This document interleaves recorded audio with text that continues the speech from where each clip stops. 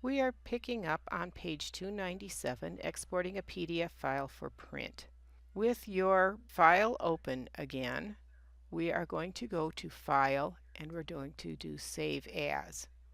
This is another method of sending something out to a print shop. We're going to put this into our folder that we created for export, and we're going to save this as a PDF file. So make sure you change that to a PDF. Your range is going to come up, I've done this before so it's already changed, your range is going to come up with a 1 to 8. We don't want the whole thing to be selected. We don't want all of those little 6 panels that we created to be sent off separately because we needed those printed as 3 and 3. So the range, and remember we moved those 2 artboards to the top of our stack so that we can have a range of 1 to 2. And then we'll hit save. We're going to get a PDF document dialog box that comes up, and we don't want Illustrator default. We're going to change this to a press quality, which is a little bit smaller file.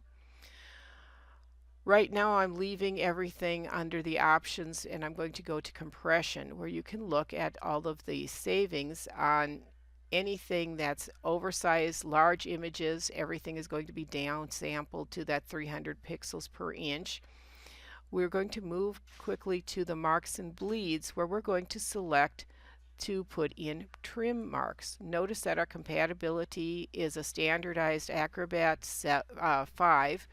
That's because we have different settings that we can choose, but most companies are compatible with Acrobat 5, and some of them may not be compatible with any of the higher versions.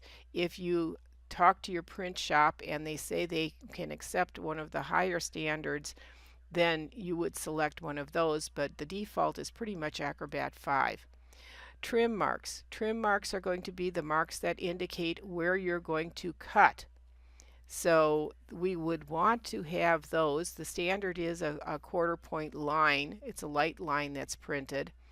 And we want to change our offset because this is going to sit relatively close to our trim line. So we're going to print with an offset of, let me check my book, I believe it's, okay, we want an offset of 1/8 of an inch, so 0.125. And we want to have a bleed setting. Now remember, our bleed is only 1/8 of an inch, but again, like I said, we want to include those 1/2 inch marks that we have for folds. So we're going to increase our bleed to 1/2 an inch. For top and bottom, unchain that and change our left and right back down to the 1/8 inch. We're going to say save the PDF at this point. And if you had your settings correctly, you'll be able to view what's going to be saved. And here you can see there's the crop marks. That would be the trim marks. And here are your fold lines so that the printing company knows where that's going to be folded. That concludes the lesson, and you guys can send me your PDF file and I'll use that for grading.